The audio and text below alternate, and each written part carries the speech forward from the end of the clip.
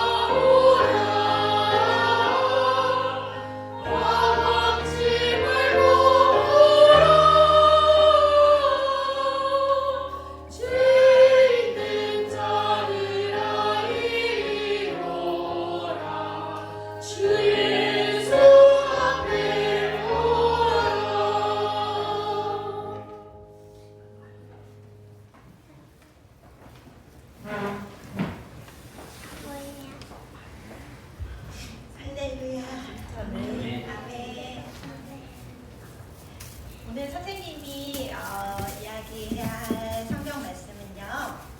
변하지 않는 진실. 네, 맞아요. 변하지 않는 진실이에요. 맞아. 오늘 등장할 인물은요. 우리 친구들이 아주 잘 알고 있는 우리가 12월에 꼭 듣는 사람. 혹시 예수님? 맞아요. 예수님. 예수님의 어머니 마리아. 예수님의 아버지 아브라함? 그래서 아브라함은 조상이고요. 맞아요. 요셉. 선생님 오늘 마리아와 요셉의 이야기를 들려줄 거예요. 옛날에 갈릴리에 나사렛이라는 마을에 마리아라는 아가씨가 살고 있었어요. 근데 이 마리아에게는 친척이 있었어요.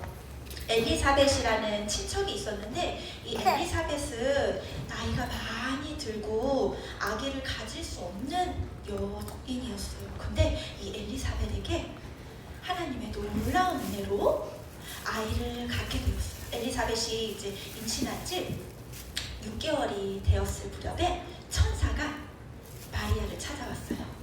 마리아에게 천사가 마리아야 은혜를 입으니여 기뻐하여라 하고 천사가 마리아에게 이야기했어요. 그랬더니 마리아가 갑자기 천사가 자기를 찾아와서 기뻐하여라 라고 이야기를 하니까 이게 무슨 소리지? 하면 의아해하면서 이렇게 천사를 만났으니까 너무 두려워하고 있을 때에 천사가 마리아에게 무서워하지마, 두려워하지마. 하나님이 너와 함께 하셔서 너에게 큰 은혜를 베푸셨어.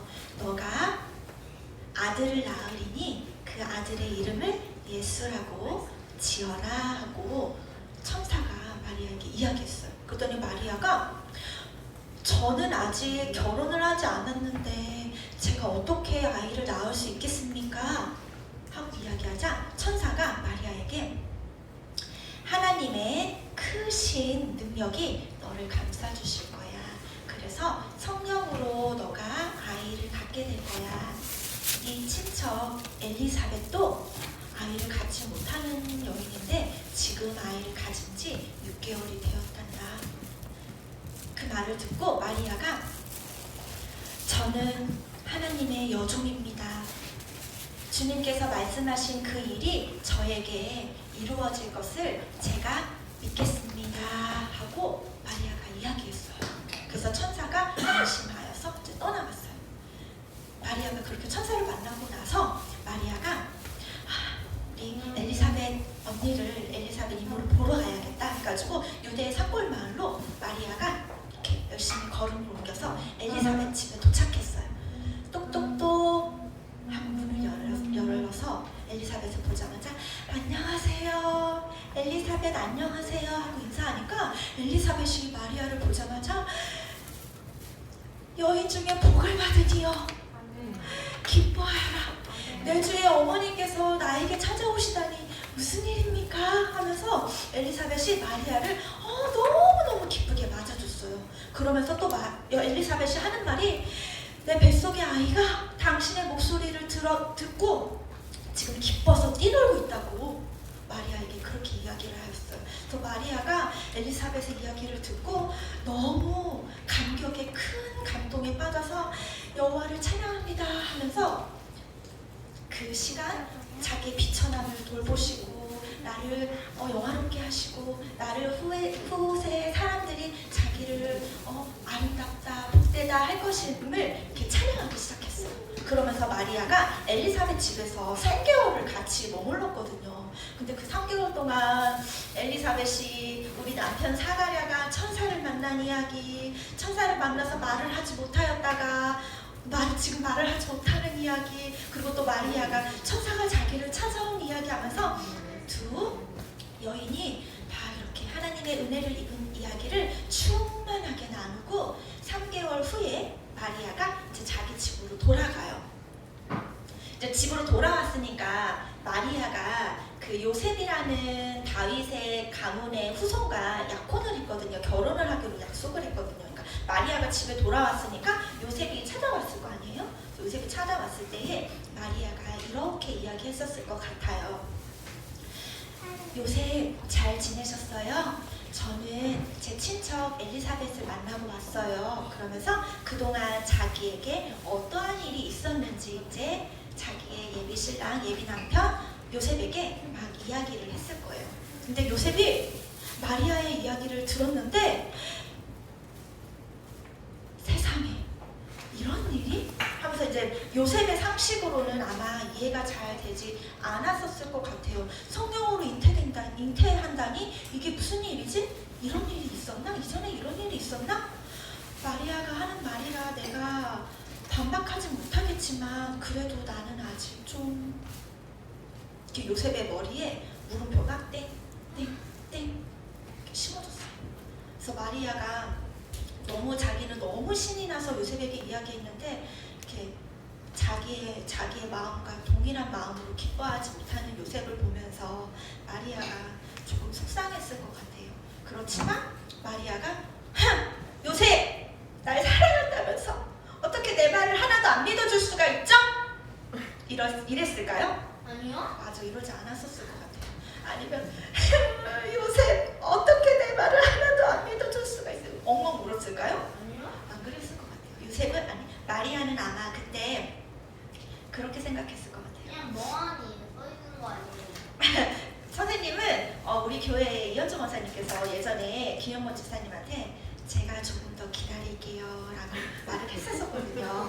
아마 우리 마리아님도 속으로 요셉에게 말을 하지 않았겠지만 속으로 요셉 제가 더 기다릴게요 그런 마음으로 아마 집으로 돌아가지 않았을까라는 그런 생각을 하게 됐어요. 그리고 나서 이제 요셉이 마리아와 헤어지고 나서 이제 막 곰곰이 생각하는데 그래 마리아가 천사를 만났어? 그래 성령으로 잉태가 되었어?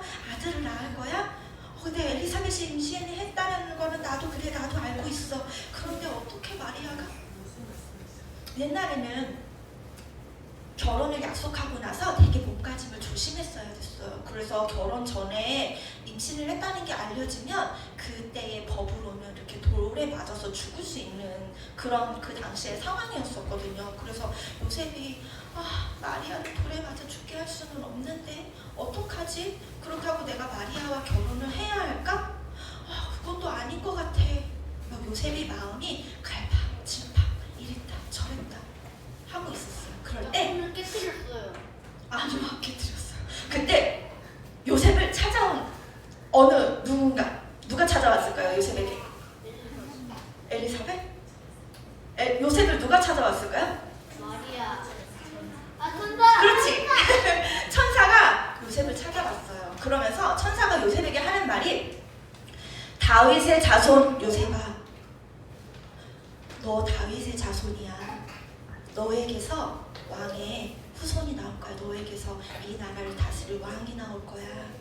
마리아를 네 아내로 맞아들이기를 두려워하지 마.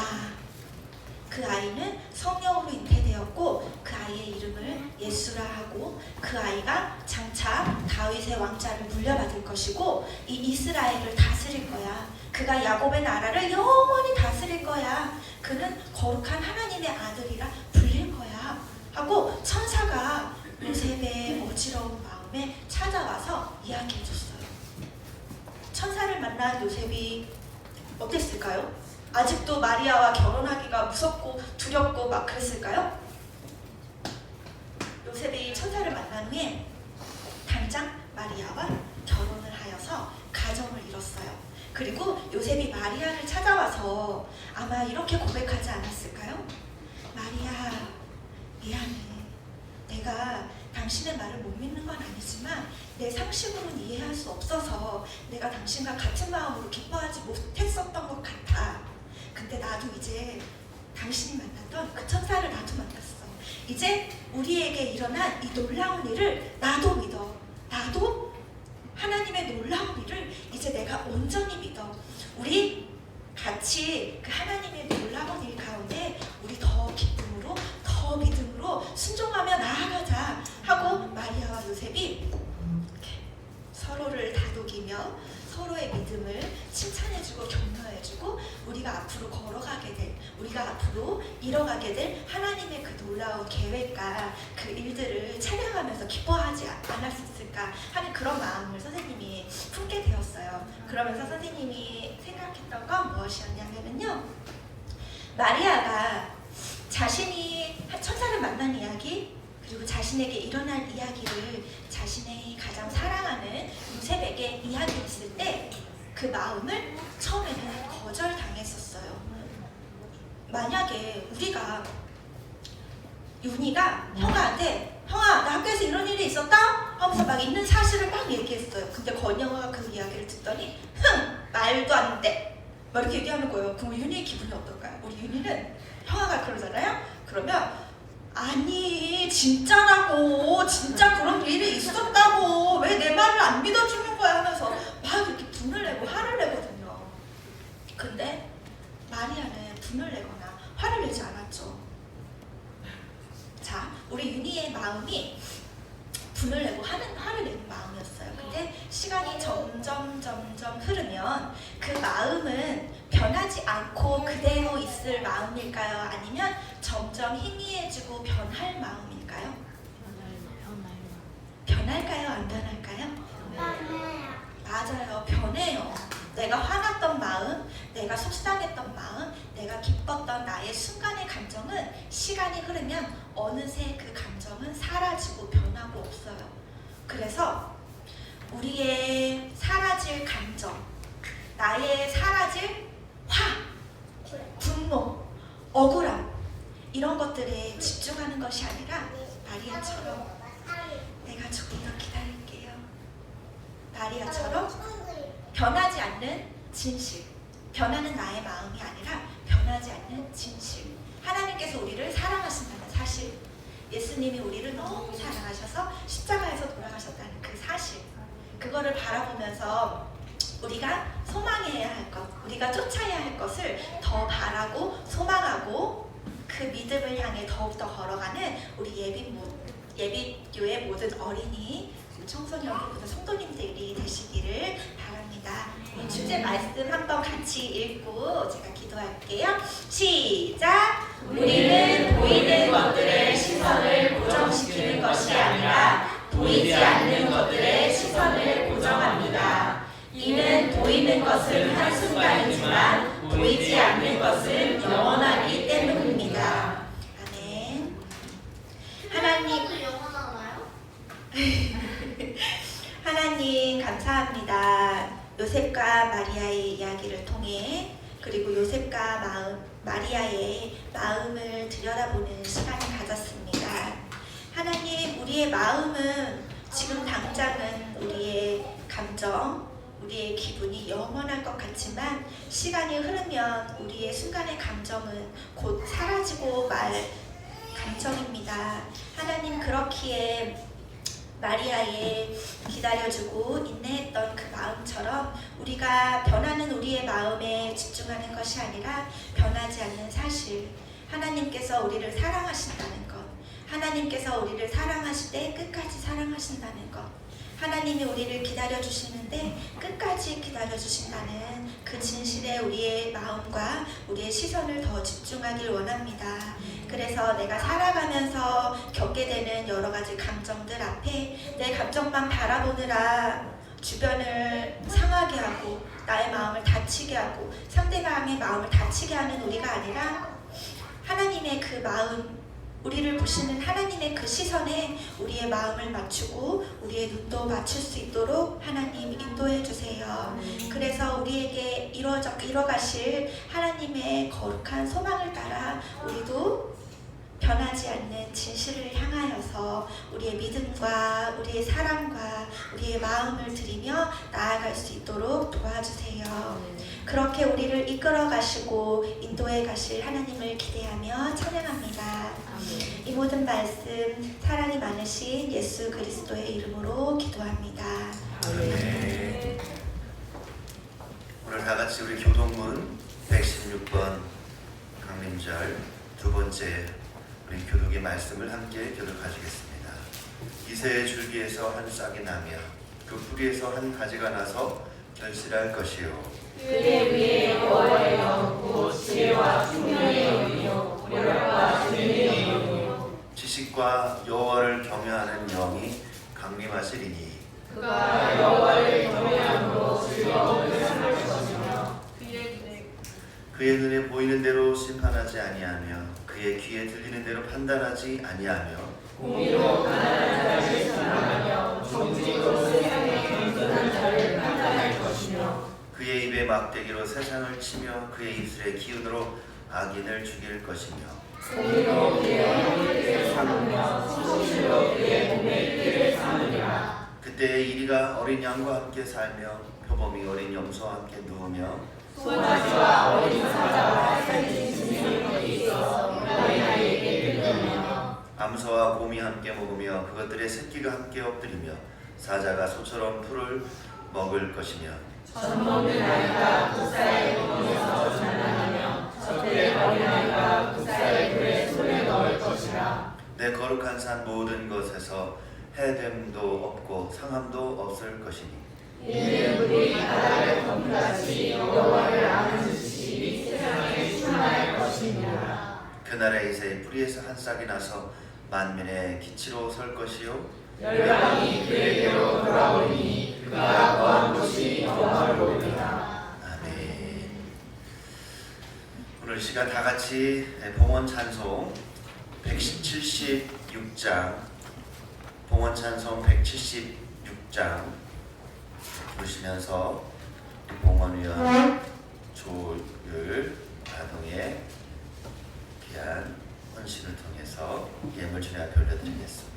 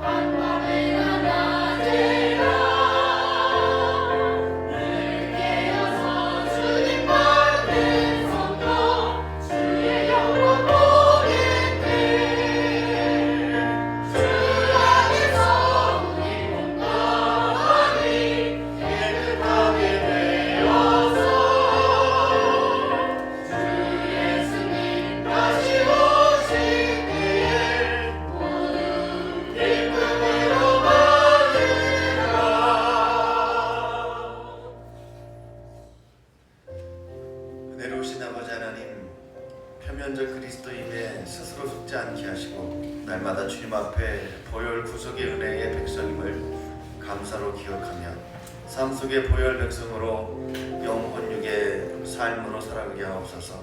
제 명호 삼어 주님 앞에 귀한 감사의 노래를 올려드립니다.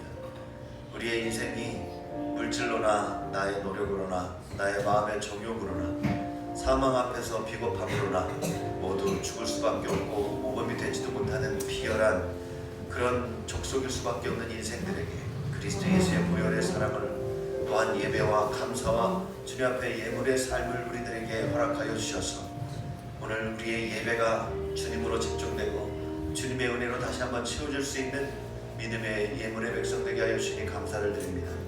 주님 앞에 물질로 거래하는 저열한 예배가 아니라 하나님 앞에 온전히 올려드리는 변화의 예물이 될 수 있도록 오늘 이 시간 주님께서 우리를 붙잡아 주실 줄 믿사옵고 날마다 내 자신에게 속고 물질에 속고 세상에 속는 인생이 아니라 세상을 빛으로 밝히고 주님 안에서 나의 중심을 올곧이 잡아가고 물질이 아닌 주님이 허락하신 그 예물로 감사할 줄 아는 거룩한 주 일꾼 될 줄 믿사오며 모든 말씀 예수님의 이름으로 기도하옵나이다.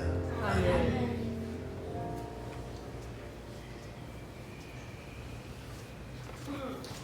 오늘 이 시간 서로 성도의 교제 나누도록 하겠습니다.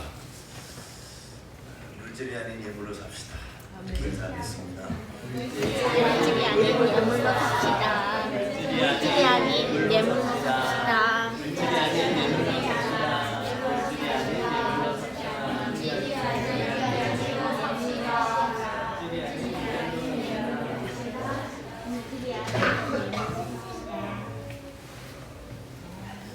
우리 인생이 그렇습니다, 여러분. 물질을 보면 참 관심이 많이 생겨요. 예물을 보면 내가 주님 앞에 올려드린 예물이구나. 주님은 나를 예물로 보시는구나 하는 생각이 들어요. 물질은 늘 많아도 부족한 것 같고 없기 때문에 홀가분한 생각이 아니라 나의 인생이 다 끝나버리는 듯한 느낌이 듭니다. 그렇다고 해서 내 물질이 내가 완전히 진짜 죽어갈 때 나를 살리진 않습니다. 그래서 우리는 물질로 목숨 인생이 아니라 주님께 예물로 향기로운 존재가 되어야 할 줄 믿습니다. 나는 예물에 향기로운 것을 드립니다. 그래서 우리 인생의 하루하루가 매일매일 물질의 근심의 엄습이 늘 찾아오죠. 아이들 학원비 어떻게 해야 될까? 물질의 근심의 엄습이 늘 새록새록 내 안에 찾아옵니다. 여러분, 그렇게 되면 우리 하루하루가 근심으로 가득 채워지죠. 모든 게 다 열등감, 모든 게 다 나는 경쟁 속에서 이렇게 끝나나 하는 두려움이 늘 우리를 지배합니다. 내가 하나님의 예물의 향기라고 하는 것으로 가득 채워지면 그래도 하나님은 어떤 뜻이 있어서 나를 이 근심의 현장 가운데 촛불로 세우셨을 거야. 내가 하나님의 예물의 향기로 더 깊어지면 왜 하나님은 나를 이렇게 하나님의 생명으로 살려주시는가? 마침표가 달라집니다. 그러므로 여러분, 예물로 사십시오. 물질로 사지 마십시오. 이미 물질의 대부분은 물질의 야욕에 빠진 사람에게 다 흘러가 있습니다. 미래를 두지 마십시오. 여러분, 마지막 두 랩돈이 있다 할지라도 그 마지막 두 랩돈을 근심으로 허용하지 마시고 하나님 앞에 감사의 예물을 올려드십시오. 그게 바로 여러분들이 천국 백성의 예물이라는 증거입니다. 하나님 앞에 근심으로 나아갔지만 하나님은 우리를 하나님의 거룩한 예물로 받으시죠. 세상에 우리가 욕심으로 나아갔지만 세상은 우리들에게 욕심 위에 근심을 가득 부어서 내팽개칩니다. 세상의 물질로 우리가 인생이 뺏기는 인생 되지 않기를 바랍니다. 이거밖에 없습니다. 거래하지 마세요. 하나님 저에게 물질을 주시면 제가 감사하겠습니다. 거래하지 마세요. 물질이 있는 순간 주님 떠납니다. 인간의 응답을 받는 순간 나의 과거를 많이 알고 있는 그 교우들을 떠나가게 되어 있습니다. 물질 축복은 저주입니다. 여러분이 예물이 되십시오. 하나님의 말씀으로 세상에 달라 보이는 그런 삶을 살 때 물질은 내 발밑에서 다스려지는 그런 모습이 되죠. 그러나 하나님을 내가 숭배하지 않으면, 내가 하나님의 거룩한 예물이 되지 않으면 나는 물질이 없으면서 물질이 많음으로 근심하여 떠나기도 하고 물질이 없는 주제에 물질을 숭배하는 이상한 사람이 됩니다. 물질은 나를 좋아하지 않는데 나는 물질을 좋아하는 이상한 짝사랑에 빠져서 내 인생을 허비하게 되죠. 그래서 여러분에게 이 대강절에 이 둘째 주에 가장 중요한 이 시간에 여전히 우리는 물질에 목말라 있고 물질에 근심에 빠져 있을 여러분들에게 동방박사의 그 신앙을 배워라. 그런 측면에서 물질이 아닌 예물의 삶을 살라고 인사하는 것입니다. 오늘 여러분들 대강절 둘째 주에 가장 중요한 내용은 무엇일까요? 어떤 행사가 있습니다. 내 순서 뭘까가 아니에요. 매일매일 대강절 말씀 묵상의 삶을, 말씀 묵상 노트를 여러분 지금 이 시간 바로 검사한다. 누가 떳떳할 수 있을까? 그런데도 우리는 아주 정갈한 옷을 입고 오늘 주일 이 시간 2시간이 주일인 줄 알고 오늘 교회 공동체 삼선프라자 3층에 오셨습니다. 마구간이라 할지라도 그곳에 주님의 향기를 맡을 수 있다면 그것이 성전이고 그것이 예배다. 여러분, 삼선프라자에 오시면 안 됩니다. 여러분은 일주일 동안 교회에 있었습니까? 일주일 동안 사람들 다 무시하는 그 마구간에 말도 아니고 송아지도 아니고 그 아기가 거기에 누워있다면 그게 버려진 겁니까? 거기서 태어난 겁니까? 버려진 거죠.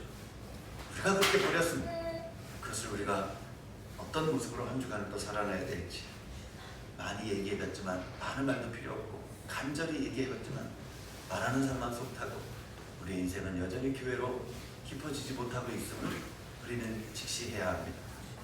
그런데 그곳에서 하나님 말씀이 태동하고 바로 그곳에서 내가 몰랐던 무시해왔던 뜻이 놀랍게 깨달아지는 역사가 일어나죠. 지난주 황석희 집사를 신방했습니다. 2024년도 안에는 저한테 너무나 감사하고 기적적이고 행복한 한 해. 목사님 말씀이 도대체 뭔지 아직 아니라고 그러고 그건 초월이라고 그러고 그건 뭐라고 그러고 근데 그게 뭔지 알겠다. 그게 이제 뭔지 알겠다. 여러분, 그 수준 이하면 함부로 홍석이한테 까불지 마세요. 그러다 죽습니다. 판단하지 마세요. 판단하지 마세요. 예배교회는 홍석이한테 까불지 말자. 구호야. 이 정도는. 감히 대들지 말고 감히 말대꾸하지 마세요. 초월이 뭔지를 아는 사람입니다. 제가 황석희 집사 우상 숭배하는 것 같습니까? 근심의 대상이었습니다. 황석희 집사는 스스로 똑똑한 사람. 황석희 집사는 스스로 자기 훈련을 잘하는 사람. 근데 그가 그 초월이 뭔지를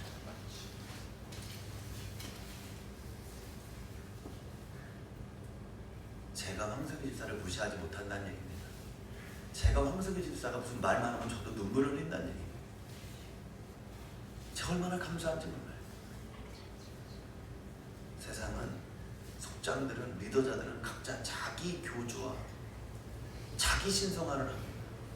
예비교회 담임 목사는 일개 평신도 성도를 만났을 때 저 사람 예수 발견하는 사람이다. 그러면 그 앞에 눈을 보는 거예요. 그게 섬김이고 그게 존중이에요. 아무리 깐난아리라 할지라도 그 사람 안에 하나님의 영성이 있다 할 때는 그 즉시 엎드리는 거예요. 그래야 평화가 이루어지는 겁니다. 그거의 극단의 표현이 사자굴에 어린아이가 손을 놓고 독사굴에 어린아이가 손을 놓고 장난을 쳐도 물지 않는 세계가 일어나는 거예요.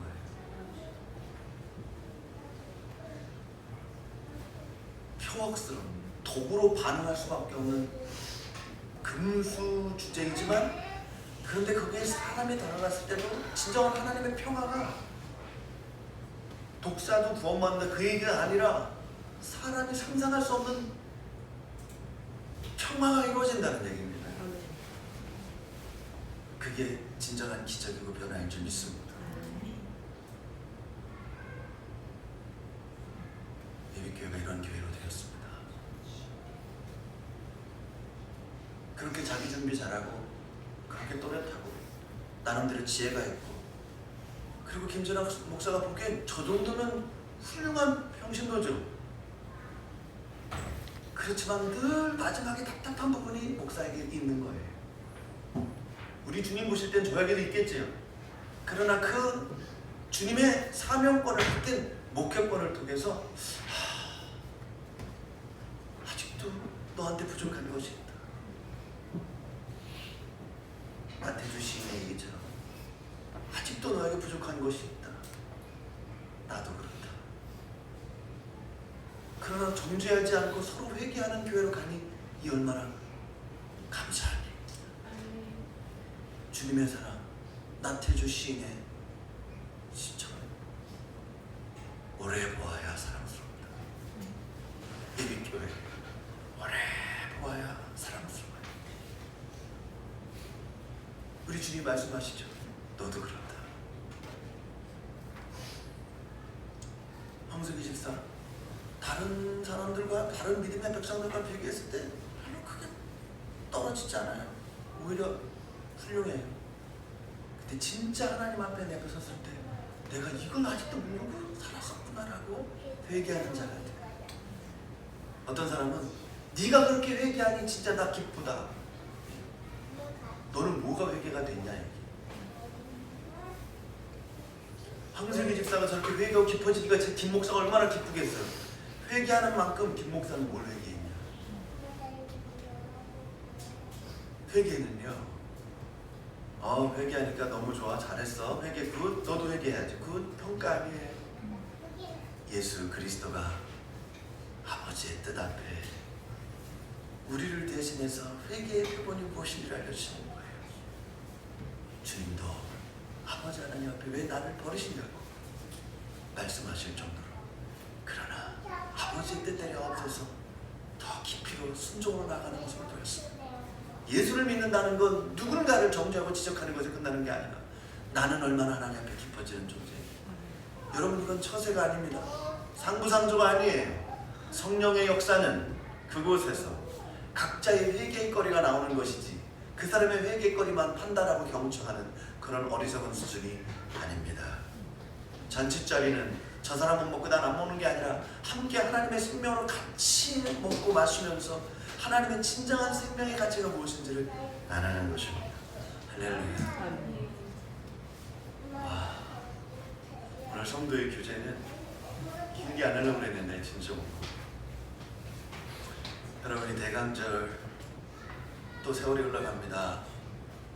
이제 육사님의 말씀을 대언을 우리가 들으면서도 저분은 진짜 설교를 하고 있구나, 진짜 마리아가 되고 진짜 요셉이 되기도 하고 하나님의 영이 임한 세상적으로 신들린 사람이구나.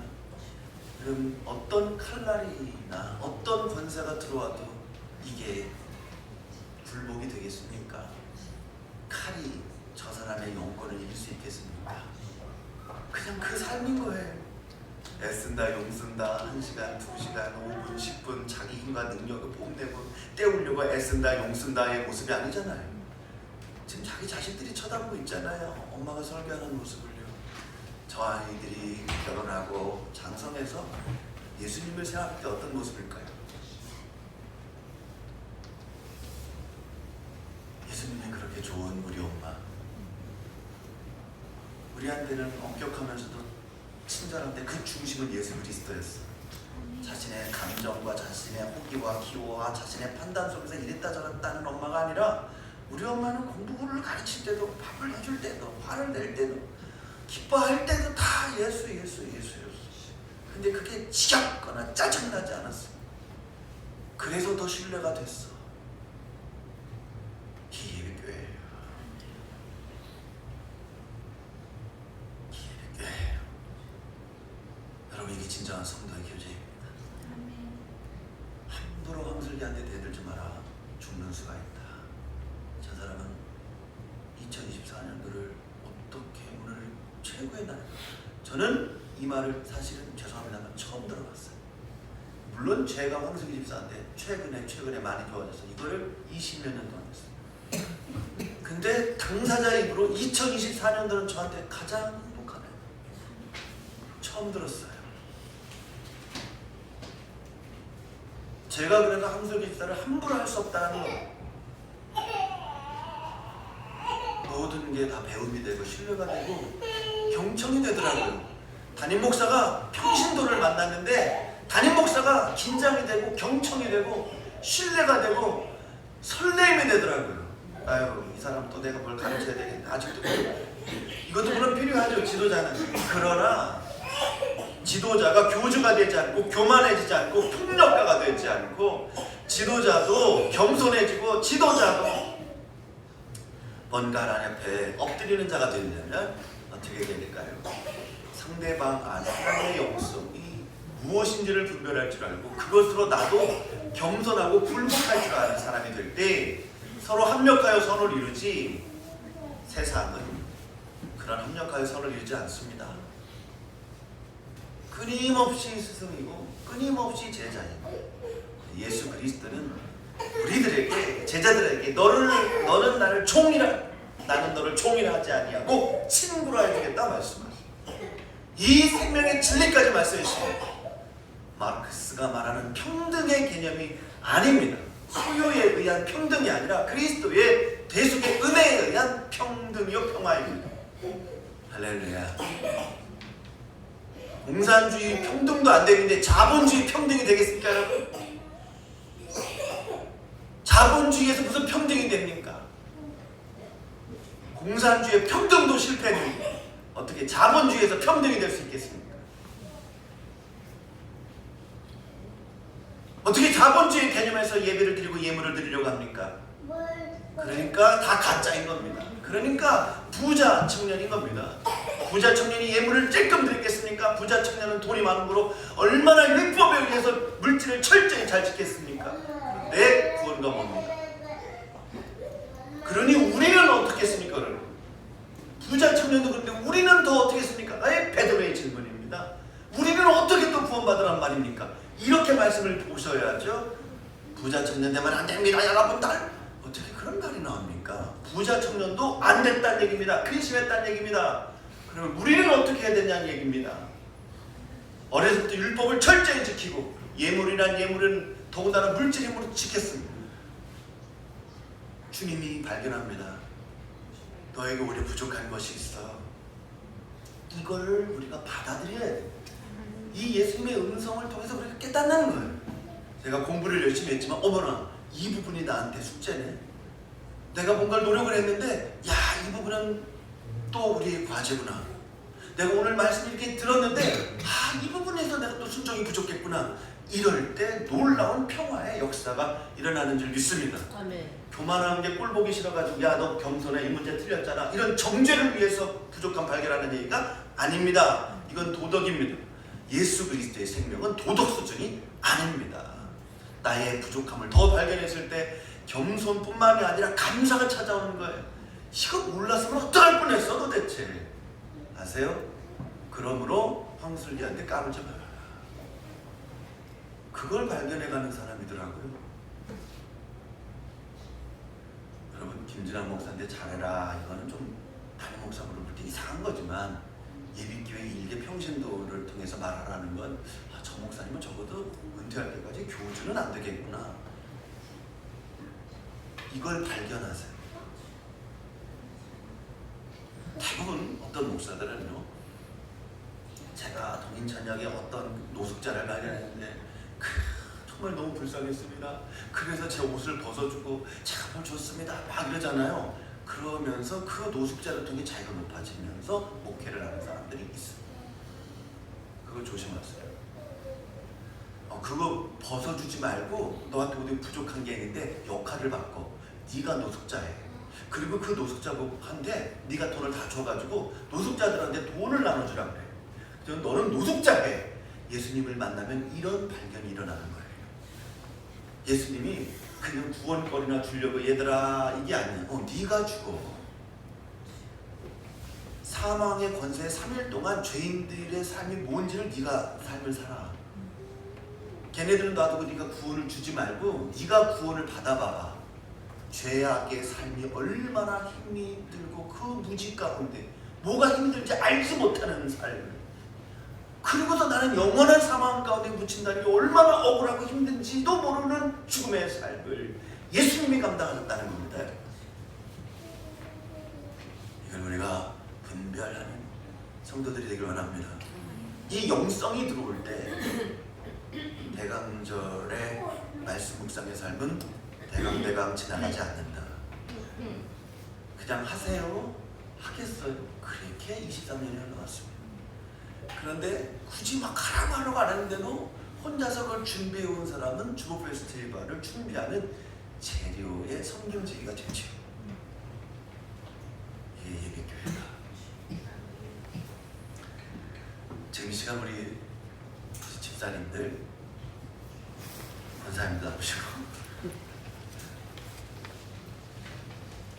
오늘 찬양을 준비를 하는데 얼마나 귀하고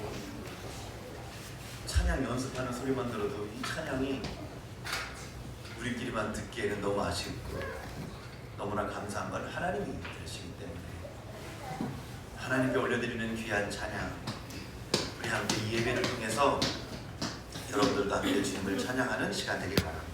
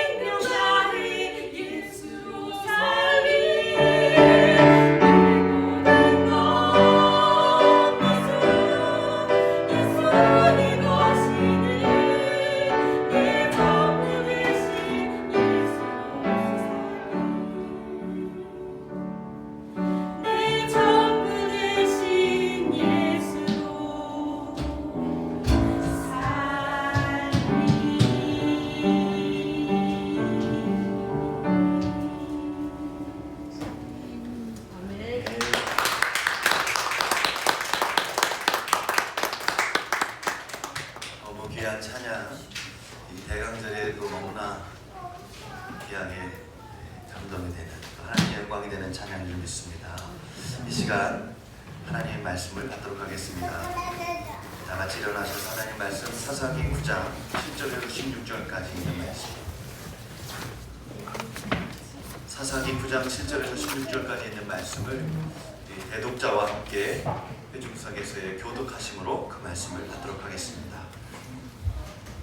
사람들이 요담에게 그 일을 알림해 요담이 그리심 산 꼭대기로 가서 서서 그의 목소리를 높여 그들에게 외쳐 이르되 세겜 사람들아 내 말을 들으라. 그리하여야 하나님이 너희 말을 들으시리라. 하루는 나무들이 나가서 기름을 부어 자신들을 위해 마음으로 상려하여 감람나무에게 이르되 너는 우리 위에 왕이 되라 하매 감람나무가 그들에게 이르되 내게 있는 나의 기름은 하나님과 사람을 영화롭게 하나니 내가 어찌 그것을 버리고 가서 나무들 위에 우쭐대리요 한지라. 나무들이 또 무화과 나무에게 이르되 너는 와서 우리 위에 왕이 되라 하매 무화과 나무가 그들에게 이르되 나의 단 것과 나의 아름다운 열매를 내가 어찌 버리고 가서 나무들 위에 우쭐대리요 한지라. 나무들이 또 포도나무에게 이르되 너는 와서 우리 위에 왕이 되라 하매 포도나무가 그들에게 이르되 하나님과 사람을 기쁘게 하는 내 포도주를 내가 어찌 버리고 가서 나무들 위에 우쭐대리요 한지라. 이에 모든 나무가 가시나무에게 이르되 너는 와서 우리 위에 왕이 되라 하매 가시나무가 나무들에게 이르되 만일 너희가 참으로 내게 기름을 부어 너희 위에 왕으로 삼겠거든 와서 내 그늘에 피하라. 그리하지 아니하면 불이 가시나무에서 나와서 레바논의 백향목을 사릴 것이니라 하였느니라. 이제 너희가 아비멜을 세워 왕으로 삼았으니 너희가 행한 것이 과연 진실하고 의로우냐? 이것이 여호와와 그의 집을 선대하느냐?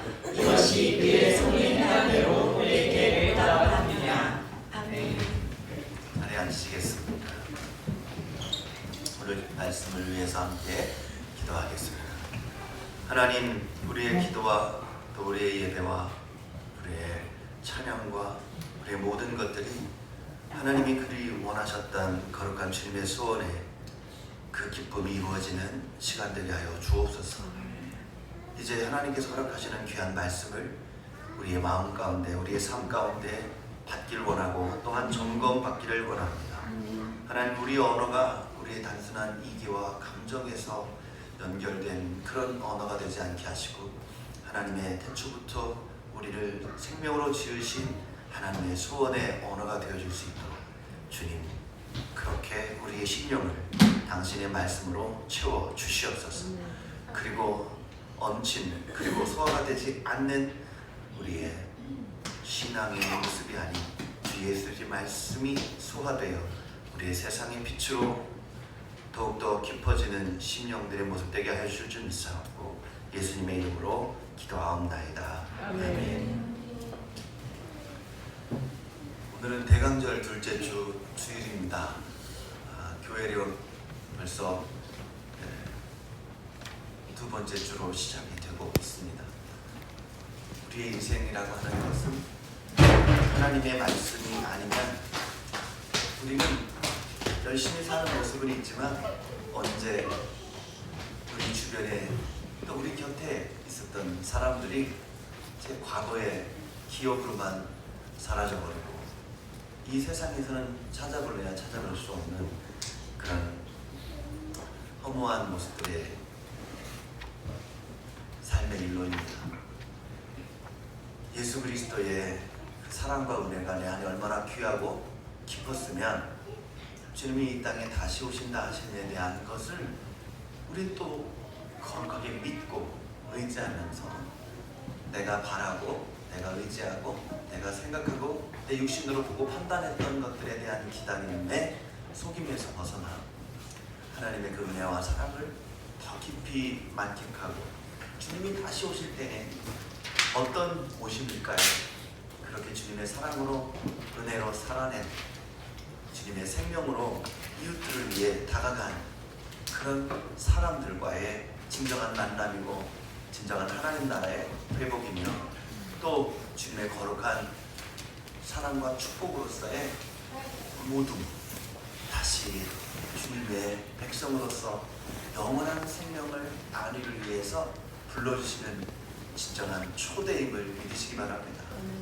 우리가 그런 확신과 소망이 없다면 우리는 왜 살아야 할까요?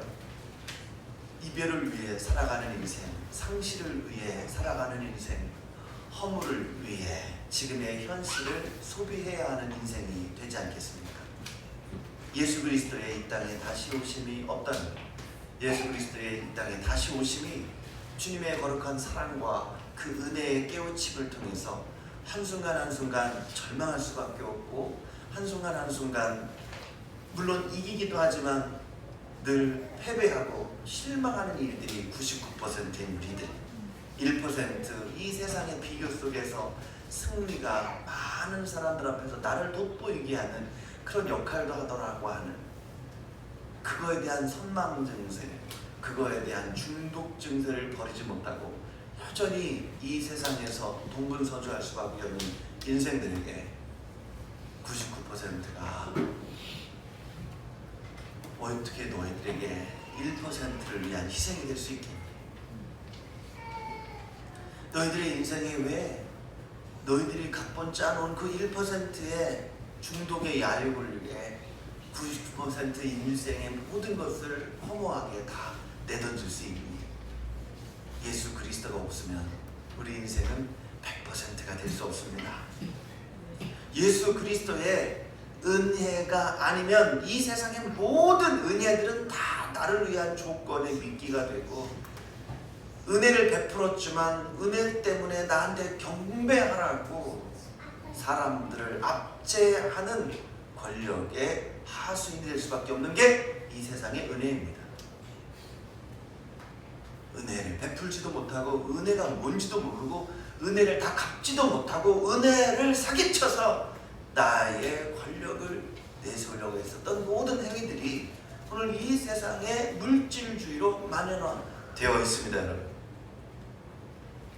그 힘을 아직도 의지한 채 하나님의 힘을 더 소유하려고 하는, 세상에서도 권력을 잊지 않고 교회까지 와서 그 권력을 더 쟁취하려고 하는 이 종교주의자들의 이 완악한 모습 속에 주님의 이 땅에 다시 오심은 누구에게는 사망의 심판이 되기도 하고, 주님의 이 땅에 다시 오심은 누군가에게는 생명의 심판이 되기도 합니다.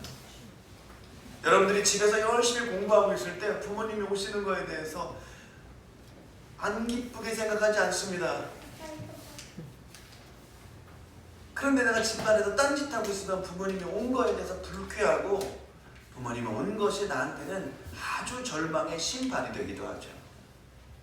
우리가 교회가 크든 작든 말이죠. 우리 예비교회에 아동부가 많든 안 많든 아동부 설교를 저렇게 눈물로 준비해서 오늘 설교 끝나면 우리 목사님이 나한테 칭찬해 줄 거야. 그 칭찬 받으려고, 그 칭찬 따위가 도대체 하나님의 칭찬보다 뭐 그렇게 위대하겠냐.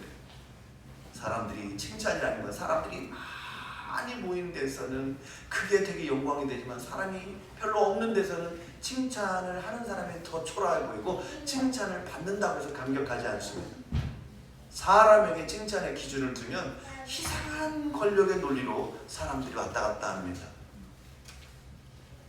여러분, 골방에서 하나님의 은혜를 꼭 할 수 있는 사람들이 돼야 됩니다.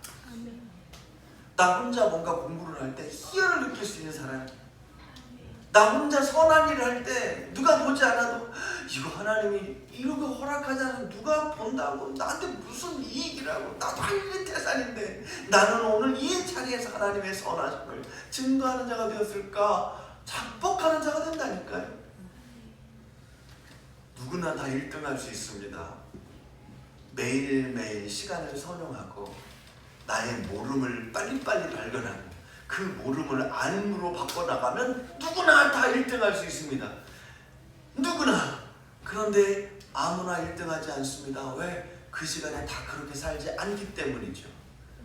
나의 모름이라고 하는 것은 누가 몰라줬으면 좋겠다, 나의 알미라는 것은 누가 알아줬으면 좋겠다 하면서 늘 내가 나에게 성실하지 않기 때문에 그렇습니다. 아무리 성실하지만 성실하신 하나님이 또 주인 되어야 합니다. 나 자신만을 위해서 성실하는 사람은 뛰는 놈 위에 나는 놈이 있습니다. 내 안에 예수 그리스도의 성실이 아닌 나 자신만을 위한 그 성실이, 조그만 조그만 무대에서는 1등 할 수 있지만 큰 무대에 가면 나만큼 잘하는 사람들이 몰려들었기 때문에 내가 그 안에서 1등을 못했기 때문에 자폭하는 사람들이 많이 있습니다. 나의 성실도 중요하지만 그러나 예수 그리스도의 성실을 경험하게 되었을 때 나의 자금을 알고 그분의 크심을 느끼는 거예요. 나의 자금은 무엇일까요? 내가 성실하면 좋은 결과가 있을 거야. 예수님의 성실은 무엇일까요? 너의 성실을 통해 누구의 영광을 구하니? 나의 성실을 통해 이웃의 빛이 되어라. 아닌데요. 나의 성실은 이웃을 통해서 내가 영광받는 거였어요. 그런 수준에서의 고진감래에 한자성어들은 수두룩이 많이 있다. 그런데 인생을 살다고 또 살다 보면 모든 것이 인생 살아가는 것이 뭡니까? 인생 살아가는 것이 인생 무상이다 하는 거 아니겠어요? 그렇게 성실하게 노력해서 토지도 넓히고 그렇게 성실하게 넓혀서 곡간도 넓히고 그렇게 성실하게 해서 자녀들 착할 가르쳤어요. 근데 난 어딜 가야 돼요? 내가 파놓은 땅으로 들어가야 합니다. 예수 그리스도의 성실이라고 하는 것은 적어도 내가 성실하게 되었을 때 예수 그리스도의 성실이 더 위대함을 깨닫습니다. 그러므로 성실하지 못한 자가 예수 그리스도의 성실을 안다고 엄벙덤벙 되지 말고 성실하지 못한 자가 예수 그리스도의 성실을 함부로 말하지 말아라. 적어도 내가 성실하지 못한 자였구나라는 걸 깨닫고 나의 성실이라는 걸 통해 주님의 성실은 나의 성실과 다릅니다. 나의 성실은 은근히 물질적 결과를 기다리고 있지만 예수 그리스도의 성실은 날마다 나를 생명으로 변화시키고 있다는 거. 그럼 이걸 여러분들이 경험하셔야 돼요. 이걸 경험해야 합니다. 예수 그리스도의 성실이 아닌 나의 성실은 처음엔 힘들지만 나중엔 좋아질 거야. 잘 생각해보세요. 오늘 말씀의 제목이 뭐죠? 좋은 일입니다. 처음엔 좁은 문이지만 나중에 넓은 문이다가 아니에요. 그냥 계속 좁은 문이에요. 그럼 나중에 지나보면 그게 좋은 일이었구나. 여러분 이 좋은 길을 빼고 우리 한번 생각해 봅시다. 그래 나는 지금은 좁은 문간, 좁은 평수, 좁은 화장실, 좁은 자동차 이런 모습을 살지만 나중엔 내 몸이 엄청 넓어질 거고 나중엔 내 모공도 엄청 넓어질 거고 이런 거 원하세요? 나의 부지가 엄청 넓어질 거고 아니시죠? 예수님의 좁은 문, 너희들은 좁은 문으로 들어가라. 그 길을 찾는 자는 많지 않다. 왜 좁은 문으로 들어가라고 하셨을까요? 좁은 문이지만 그것은 생명의 문이다. 왜 주님은 생명이라고 하셨을까요? 나는 여전히 어두운데, 나는 여전히 힘든데. 주님이 말씀을 빼고 얘기해 봅시다. 우리는 넓은 문을 원합니다. 형편이 안 돼서 내가 이런 좁은 문에 사나 보다라고 생각할 수 있습니다. 그렇지만 기대하죠. 나중에는 문이 넓어질 거예요. 대학문이 넓어지니까 좋아 보이는 거예요. 취업문이 넓어지면 뭐가 좋은 거예요?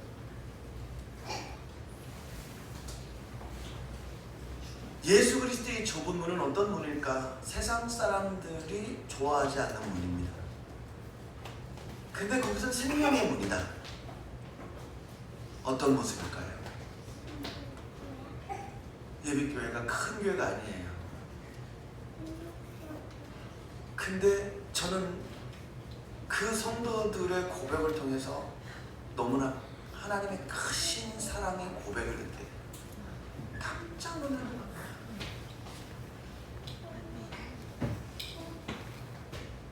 바람의 의미를 아는 거죠.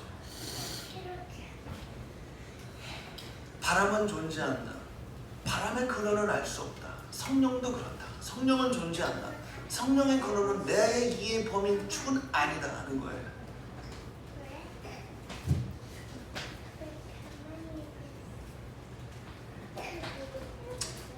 하나님의 도우심 없이 인생은 살면 살수록 활기력이 생기는 걸까요? 인생은 살면 살수록 막 더 강건해지나요? 살면 살수록 더 젊어지고, 살면 살수록 더 근육이 생기고, 살면 살수록 더 지식이 높아지고, 살면 살수록 암ገብ이 더 좋아지고, 살면 살수록 주름이 펴지고, 살면 살수록 수명이 더 연장되어지나요? 살면 살수록 흰머리가 검은 머리가 되고, 살면 살수록 모공이 더 초밀해지나요? 살면 살수록 우리가 그렇게 의지하고, 우리가 그렇게 놓지 않고 쟁취하려고 했던, 살면 살수록 육신의 모든 조건들은 다 내 손 안에 들어왔던 물처럼 잡으면 잡을수록 더 빨리 살아서 나가는 것이 살면 살수록 육신의 조건들입니다. 근데 우리는 온 마음과 뜻과 정성과 종교의 힘과 성경 다독의 힘과 필사의 힘을 동원하여 살면 살수록 허무해지는 것들에 몰빵을 하기 시작하는 것이 사회생활, 가정생활, 자녀생활, 교육생활, 종교생활이에요. 이게 문제가 됩니다. 이런 문을 넓은 문이라고 하는 거예요. 살면 살수록 다 허무해지는 거, 있을 듯한데 다 없어지는 거, 그럴 듯한데 하나도 그렇지 않은 거, 이게 넓은 문이에요. 용두삼이, 용의 머리인데 끝은 뱀의 꼬리가 되는 거죠. 실컷 소리질러 놓고 비겁한 자가 되는 거, 나를 따르라 해놓고는 술을 따르는 인생, 도망가는 인생, 예수를 믿는다 해놓고서는 십자가 앞에 서면 다 도망가는 인생. 한국교회가 다 이런 교회 아닙니까? 지금 다 십자가를 지려고 대형교회 가요.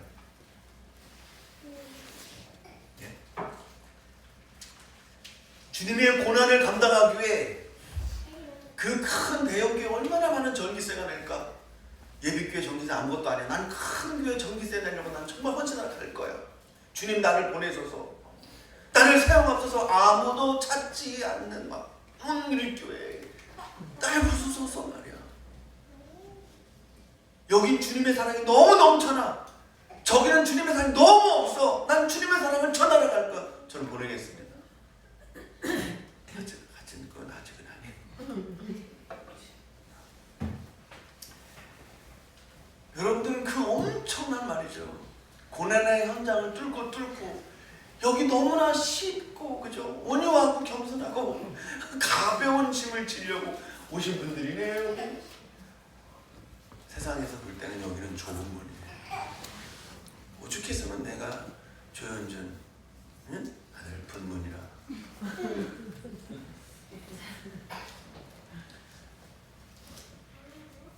세상에서 볼 때는 너무나 고되고 힘들고 어렵고 누구다 생각하지 않는 그런 교회예요. 하나님이 나를 그 십자가를 잘 감당하는데 그게 고난이 아니라 그게 하나님의 은혜였다라는 걸 경험해요. 주님 앞에 눈물을 흘리며 애를 들고 데리고 또 화주에서 이렇게 오는, 제 아내가 바빠 죽겠는데 또 밥을 해가지고 뭐라고 해서, 아니 우리 밥 한번 빨리 교회 가서, 아니 온도라도 데피고 뭘 해야지 그때 하는 말이, 건이윤이 밥도 안 먹고 올 텐데 이거라도 준비해줘야지. 아 감사, 그건 감사하니. 우리 처먹으려고 만들지 말고 누군가 밥도 못 먹고 오는 눈에 사는 건, 이게 좁은 문이야. 근데 좁은 문이 고되고 힘들어. 그러나 그건 좋은 일이야. 좋은 일이야. 그게 인생 죽음 앞에서 기억이 나고 남는 거야. 삶의 용기는 그냥 생기는 게 아니에요.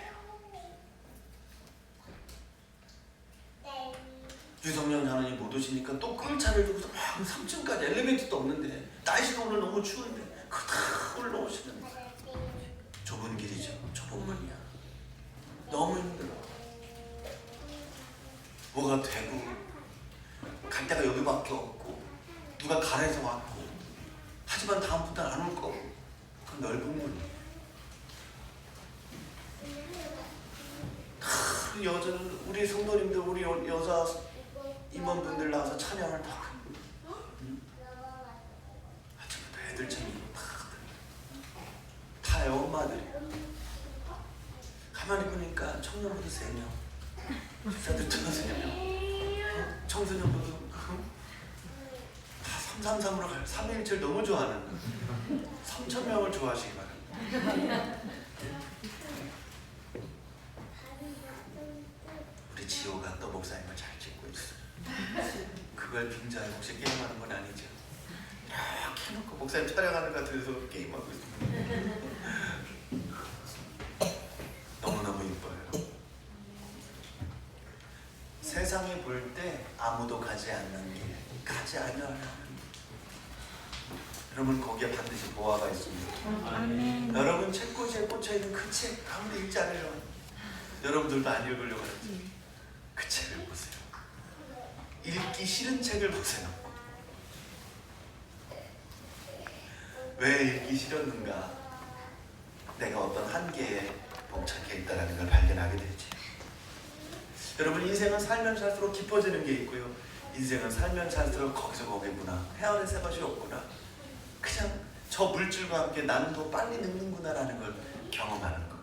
근데 그런 거에 대한 반대급부로요, 그렇기 때문에 인생은 마음이 더 연약해져서 내가 더 늙기 전에 쟁취해야 돼, 저장해야 돼, 나만 가져야 돼 라고 하는 힘이 뭐예요? 인생에 생각하는 힘, 권력이에요. 전 처음에 그 권력이라는 게 태권도의 주먹권인 줄 알았어요. 그랬더니 권세권자이기도 하지만 저울추권자예요. 이걸 유추해보면 이 권력이란 균형을 잡아주는 힘이다.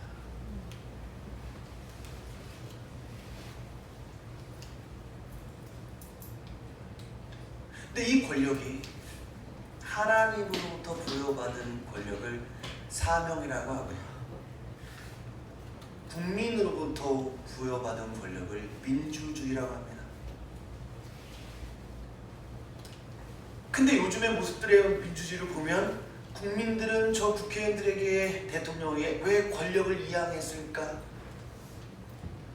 합법과 불법을 떠나서 그 권력이 제대로 발휘되지 못하고 있는 것은 어떤 모습일까? 선진국형 민주주의를 보면 국민도 완전하지 않다는 것을 보게 됩니다. 대의민주주의의 국회의원들만의 문제가 아니라 그런 지도자를 뽑은 국민들 또한 문제구나라는 것을 선진국형 민주주의의 나라에서 볼 수 있습니다. 인생이라고 하는 것은 살아가면서 하나님의 뜻을 침노하고 간구하는 모습이 되어야 되는데, 이웃의 것을 침노하고 빼앗는 현장으로 오늘 우리는 살아가지. 합법적으로 빼앗는 것이 있습니다. 정적으로 빼앗는 것이 있습니다. 다른 사람들의 인기를 누리면서 그 사람의 것을 내 것으로 오는 것들도 있습니다. 이 모든 것들이 법이 있으면 그 법 자체는 문제가 없는 듯하나 그 법을 활용하고 있는 사람들의 마음의 문제. 그러므로 민주주의의 한계는 국민이 문제가 될 수도 있다라는 것을 또한 알려주는 현장이 바로 2024년 12월 대한민국 현장이었습니다. 법의 문제, 국민의 문제, 또한 대리자들의 문제, 이 속에 오늘 우리 교회는 어떻습니까? 교회의 권력은 무엇입니까? 교회의 권력은 무엇입니까? 하나님으로부터 부여받은 힘은 무엇입니까? 하나님으로부터 부여받은 교회의 권력은 무엇입니까? 이 세상에서 빛과 소금의 역할을 감당하며 힘들고 어렵더라도 무너지고 절망하고 쓰러진다 할지라도, 그러나 영적인 당당함을 가지고 나는 10년 뒤를 고민하지 않을 거야, 나는 오늘 죽고 오늘 살 거야, 하나님의 은혜로, 하나님의 사랑으로, 하나님의 생명으로 당당하게 마지막 마침표를 찍고 오늘을 마감할 거야. 이 교회의 권력은 무엇입니까? 주님의 사명, 이웃을 내가 너를 사랑한 것 같이 살려내라. 내가 너를 사랑한 것 같이 살려내라. 이 이 사명이 단순히 교회의 인원 채우기의 전도의 그런 핫바리의 수준이 아니라 여러분이 교회에 하나님의 등대로 살아내는 거룩한 복음의 일꾼이 되는 것이 바로 교회의 권력, 하나님께서 우리에게 부어주신 사명의 권력입니다. 권력은 나쁜 말이 아닙니다. 그러나 이 권력이 어느 순간 폭력이 되었습니다. 이 권력이란 저울추권이 아니라 주먹권이 되어 비상계엄령이 발포가 되고 발뺌이 되어버리고 무책임이 되어버리고 이제는 어떻게 하면 최대한 처벌을 면할까를 애쓰고 있는 폭력자들의 모습이 오늘 우리의 삶에, 우리의 욕망 가운데, 우리의 가장자리에 차지하고 있습니다. 지금은 남의 얘기일 때는 이렇게 뻔뻔하게 소리 지르면서 말하고 듣고 옳소 얘기하고 있지만 그 권력의 대권이 우리한테 찾아오면 우리도 또한 그런 일을 벌일 수밖에 없는 완악함이 각 가정 안에서 각 자녀들에게 나오고 있습니다. 우리 아이들도 그런 적이 있는데 우리 지난번에 우리 예신이가 유치원에서 누군가 가르쳐준 거라고 부르면서 목사님 들어보시라고 아름다운 이 땅에 금속강산에 산타 할아버지가 똥을 싸시고 노래 불러요. 하다 까먹었대요. 이걸 가르쳐준 원작자에게 다시 물어보고 다음 주에 가르쳐준다고 했더니 안 나타났어요. 오늘 할아버지 할머니랑 저 집안 행사가 있어서 한 번도 인사를 시키지 못했다고. 자식들이 가야 되는데 자식들이 또 출장 가고 우리 연주원사는 또 예배 사명자가 돼요. 예신이만 손주만 갔다 하십니다. 여러분, 우리 아이들은 노래를 제대로 배웠는데 어떻게 유치원만 갔다면 이상한 개사가 돼가지고 돌아올까요?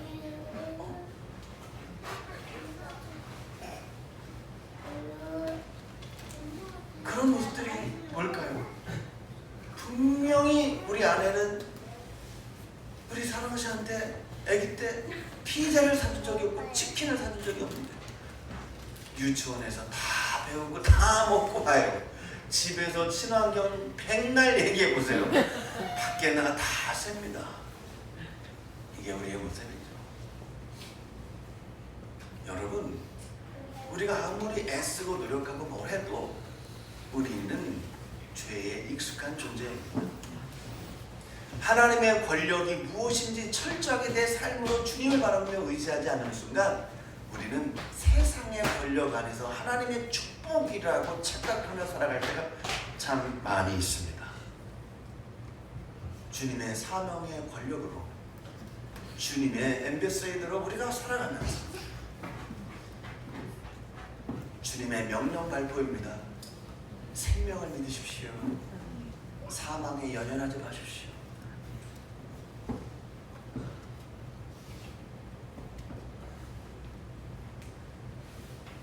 오늘 우리는 태권도의 권력에 가깝습니까? 예수 그리스도의 생명사를 위한 마귀와는 싸우고 인류와는 사랑으로 헌신하신 예수 그리스도의 균형 잡아주심의 권력에 더 가까운 존재들입니다.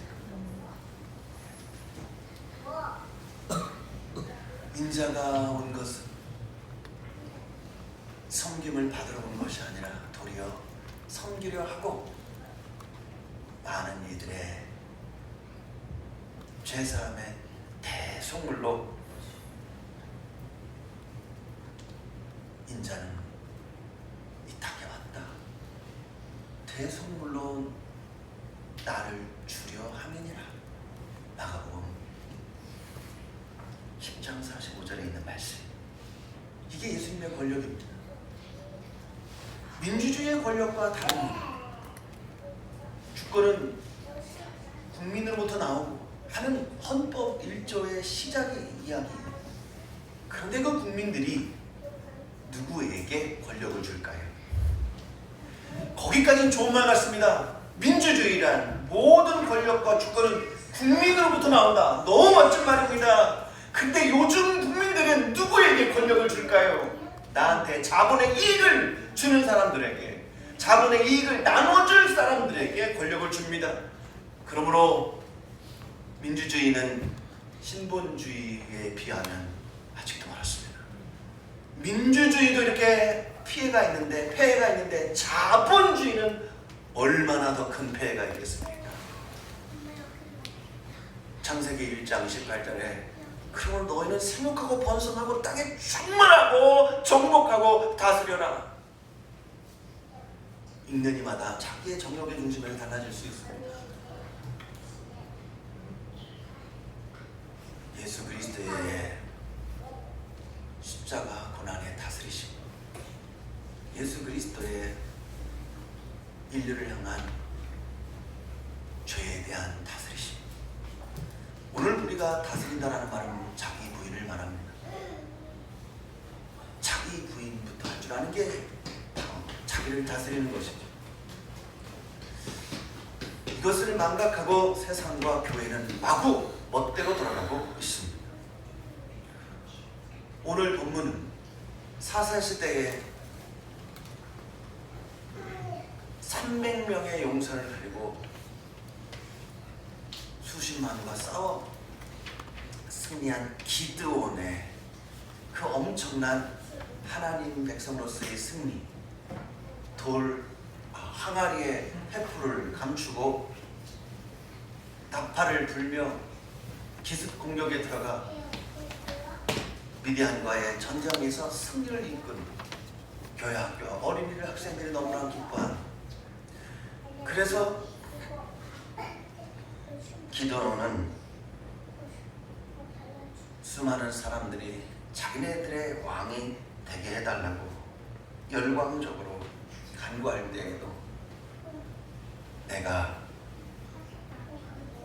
그 청을 받아들일 수 없다. 하나님만이 우리의 왕이시고 하나님께서 여러분과 나의 자식들과 백성들을 다스리실 것이다. 이렇게 분명하고 겸허하게 말한 기드온. 근데 그 기드온의 수많은 아들 가운데 한 사람, 오늘 말씀에 기록되어 있는 아비멜렉이라고 하는 그 아들이 세겜이라고 하는 곳에 가지고 있는 돈을 다 등용해서 조폭들과 또한 힘을 쓸 수 있는 사람들을 동원하여 그 자리에서 스스로 왕이 되려고 하는 그 야욕을 품고, 그곳에 많은 유력자들이, 그곳에 많은 지주들이 그를 왕으로 독립하여 세워졌을 때 그걸 위해서 수많은 자신들의 혈육의 동족들을 살육하고 자신의 어떤 권력을 유지하려고 했었던 아비멜렉의 그 모습을 그리심산 위에서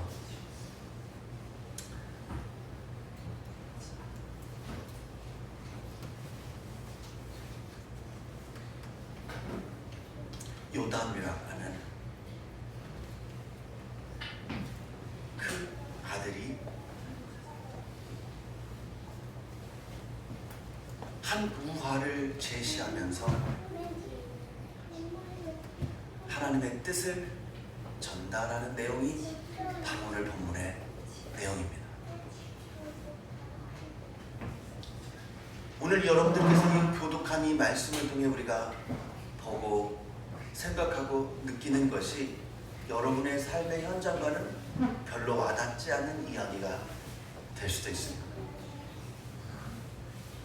오늘 이 말을 내가 왜 듣고 앉아 있어야 되는지 여러분의 삶의 정황과 그 모습과 그 그 중심과는 맞지 않을 때가 있습니다. 그래서 제가 오늘 이 본문을 선택을 할 때도 하나님 어떤 모습으로 한 걸음 한 걸음 나가야 할까요? 어떤 모습으로 우리는 또 엎드리며 나가야 할까요?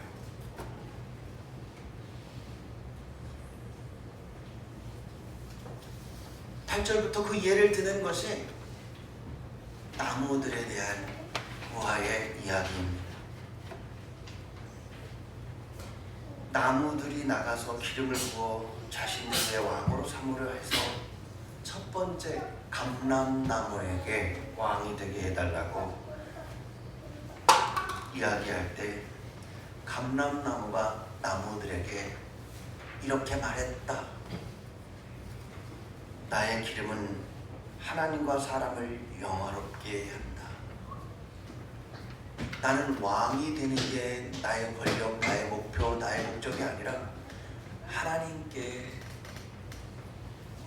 또한 하나님의 백성들에게 영화롭게 하는 삶을 사는 것으로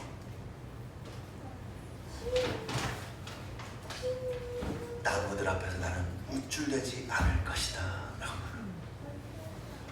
이건 단순한 겸손을 얘기하는 게 아니라 나의 삶의 중심과 나의 삶의 처음과 끝이 무엇인지를 분명히 알고 있는 존재라는 겁니다. 하나님, 사람. 하나님은 처음과 끝이죠.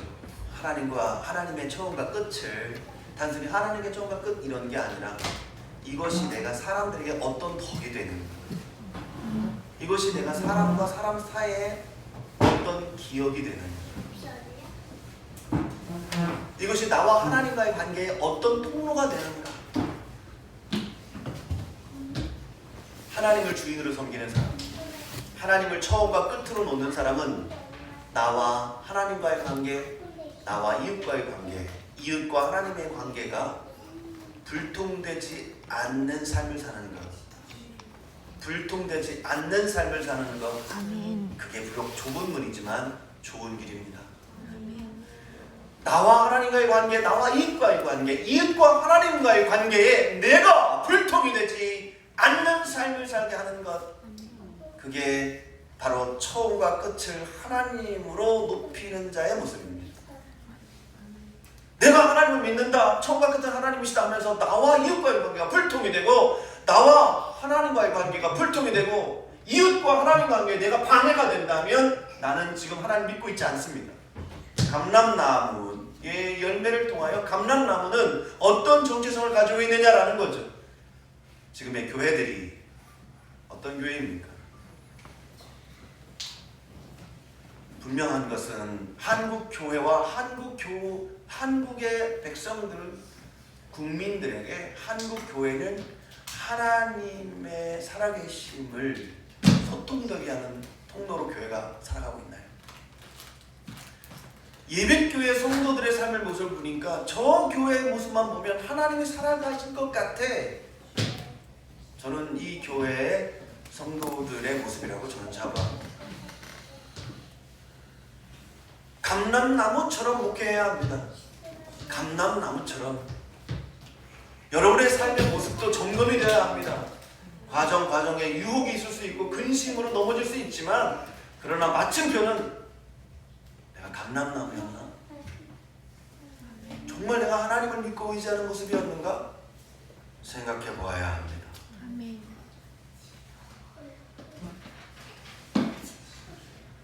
또 나무들이 무화과 나무에게 가서 우리의 왕이 되라. 얼마나 유혹이 되는 이야기입니까? 얼마나 내가 기다렸던 말 아니에요? 여러분, 어디에 지도자가 되주십시오. 지휘자가 되주십시오. 이 교회 와서 김준환 목사님 담임 목회해 주십시오. 이거 너무 기다리고 너무 원했던 말 아니에요? 우리가 덥석 무는 이유가 뭐죠? 비퍼가 너무 힘들어서, 애프터가 너무 좋아 보여서, 그 애프터와 비퍼 내 인생살이에 좌로나 우로나 치우치는 모습이었기 때문에 나 자신이 이리로 저리로 찢겨지는 상황 아닙니까? 주님이 여기에, 주님이 이 가정을, 주님이 여러분 자녀를 주셨다면서요. 주님이 배우자를 주셨다면서요. 그런데 왜 배우자 때문에, 왜 자녀 때문에, 누구의 문제입니까? 무시한 문제입니다. 제 문제예요. 웃기고 있는 저 근원적으로 하나님을 무시한 문제예요. 제 문제예요. 여러분 수준에서 여러분의 문제를 뭘 볼 수 있단 말입니까? 여러분 수준에서 늘 얘기해 우리 자녀들한테도 시험 공부한대요. 네 수준에서 시험을 공부하냐? 시험은 선생님이 내는데 선생님 수준이 돼야 시험을 풀 거 아니야. 우리 수준에서 시험 공부하면 공포만 있고 시험 기간 동안 공부하지 시험 끝나고 공부하냐? 시험을 위한 공부하지 마라. 시험을 위해서 공부하는 것들은 꼭 시험 끝나면 공부 안 하더라. 늘 연구해라. 고민해라. 상상해라. 준비해라. 책을 써라.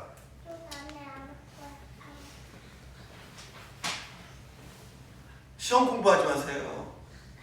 끝나고 나면 다 까먹어요. 계속해서 이어가고 살려내고 계속해서 그걸 활용할 수 있는 공부를 하세요.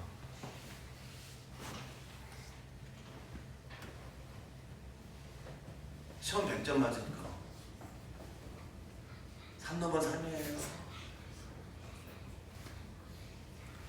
꼭 그런 모습들이 오늘 우리의 모습에서 어떤 모습을 깊어져야 될까를 생각해 봐야 됩니다. 무화과나무가 이렇게 말합니다. 나의 단 것과 나의 아름다운 열매를 내가 어찌 버리고 가서 나무들 위에 우쭐대리라. 나의 정체성이 무엇인지, 예비교회를 어떻게 목회해왔는지, 예비교회 성도들과 어떤 복음의 훈련과 교제를 해왔는지, 내가 분명히 나에 대한 정체성과 그 중심과 그 가치와 열매가 20년, 20년, 30년 준비가 됐어야 될 거 아니에요. 그 중심에서 판단해야지. 저기 가면 내가 뭐 할 수 있겠다. 저기가 뭘 아니요. 네가 여기서 변화시키지 못했잖아. 네가 여기서 승부를 걸지 못했잖아. 넌 어디 가도 문제야. 바로 여기, 바로 지금, 바로 하나님의 뜻 그 안에서 준비해. 나중에 좋은 거 아니, 이게 좋은 거야. 무화과 나무는요, 감람나무는요, 그 비유를 통해서 그 중심을 아는 거예요.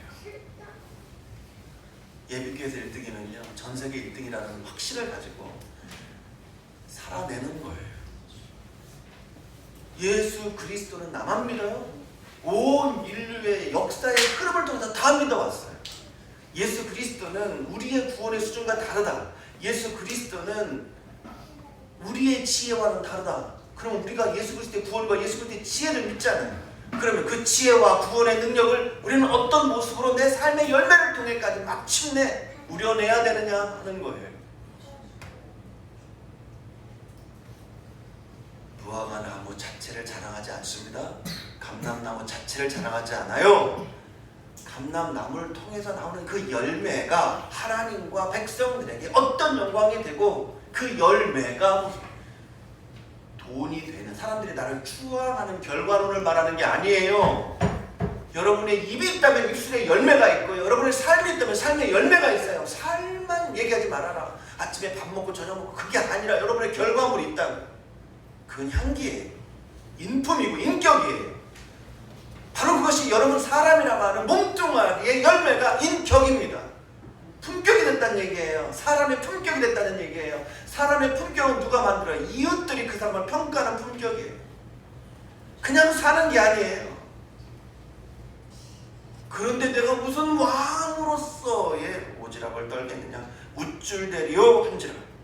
이 모든 나무가 이제 가시나무에게로 간다는 거예요. 여러분, 이 가시나무는 지금 아비멜렉을 얘기하고 있는 거예요. 가시나무에게 이르되 너는 와서 우리 왕이 되리라 했더니 15절 말씀 다 같이 읽겠습니다. 시작.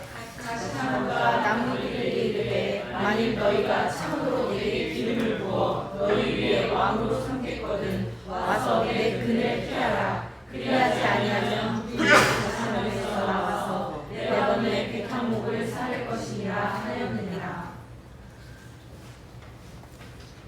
여러분, 가시나무의 열매는 뭐죠?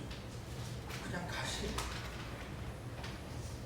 아비멜렉은요 높은 권좌에 오르기 위해서 자기 형제들을 다 돌이켜버립니다. 제사석의 막내 아들 요담아 빠지게 된 겁니다. 그 요담이 그리심산에 올라가서, 그리심산이라는 것은 하나님의 임재 속에서의 심판이 이루어지는 바로 그걸 상징하면서 그곳에서 그 우화를 이야기한 겁니다. 권력자들이, 폭력의 권력자들이 이 말이 들릴까요? 악행은 끝까지 다 저질러고 보는 거예요. 그러므로 불신이란 뭔지 아세요? 하나님을 끝까지 무시하는 거예요. 불신이란 하나님을 끝까지 무시하는 겁니다. 들으려 하지 않는 행위예요. 들으려 하지 않는 행위. 난 안 믿어져, 안 믿을 거야가 아니라 안 믿어지는 게 아니에요. 안 믿고 싶은 거예요. 불신자들의 99%는 안 믿고 싶은 겁니다. 믿고 싶은데 안 믿어지는 사람은요, 더 깊이 있게 믿게 돼 있어요. 믿으려고 노력하는 것도 때로는 문제가 될 수 있습니다. 주님을 따르려고 애쓰지만 십자가 앞에서 다 도망갈 수 있거든요. 대부분. 그러므로 안 믿으려고 하는 거예요. 믿음의 기준과 수준이요, 물질적이기 때문에 나를 깊게 하는, 나를 변화시키는 건 관심이 없어요. 나를 뽐내고 나를 주장해야 되는데 왜 나를 변화시켜요? 이게 이해가 안 되는 거예요. 불신자들. 이건 뭐라 하냐? 가시나무예요. 가시나무예요. 최종적인 변화는요, 내가 이랬다니라고 하는 걸 깨닫는 거예요. 그런데요, 20살, 30살까지는 나 혼자 사니까 막 사는데요, 결혼해보세요. 내가 변화돼야 행복이 뭔 줄 알아요. 결혼하면요, 상대방과 나와의 대립이에요. 상대방의 학식과 나의 학식의 대립이 아니야. 그건 정보만 찾아보면 돼. 가장 문제인 건 저 사람이 싫다, 저 사람이 밉다라고 하는 것은 이제까지 30년 동안 나에 대한 변화와 통찰과 회개와 깊이를 경험하지 않았기 때문에 그렇습니다. 감람나무가 하나님을 운운했다는 것은 처음과 끝을 경험했다. 감람나무가 사람을 운운했다는 것은 나는 하나님과 사람 사이에 불통이 되지 않는다라고 하는 하나님의 놀라운 예시입니다. 사람들이 볼 땐 좁은 문이죠. 그런데 우리가 그 길을 경험하게 되었을 때 이게 좁은 길이었구나라는 걸 경험하죠. 예수 그리스도의 십자가의 골고다 언덕, 좁은 문입니다. 그런데 좁은 문인데 그 십자가를 지고 걸어가시는 주님의 그 길은, 피 흘리심의 그 길은 죄가 변하여 하나님의 은혜로 생명으로 바뀌는 거예요. 그래서 거기는 좋은 길이에요.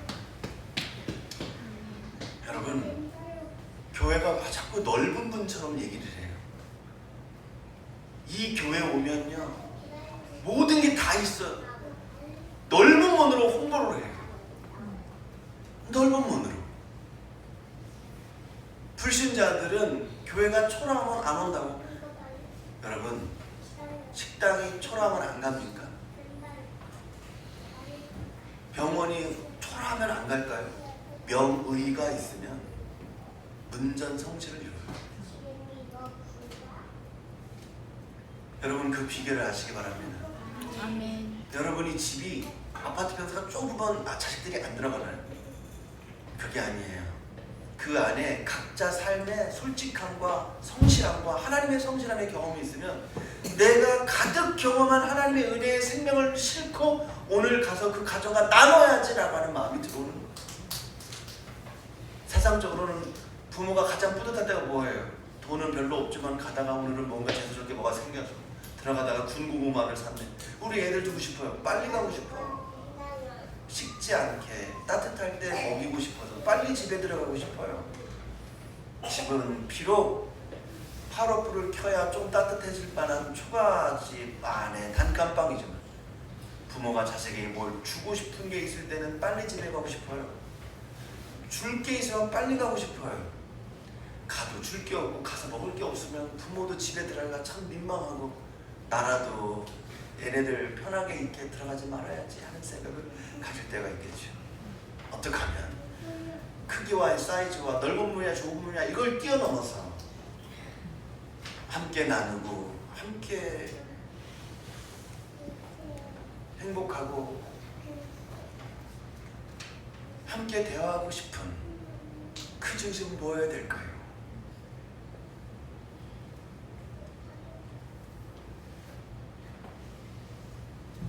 어쩔 수 없이 권력의 눈이 먼 영조는 자기 아들 사도세조를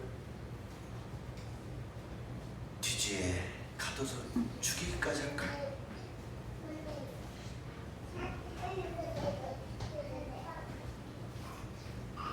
아비멜렉과 같이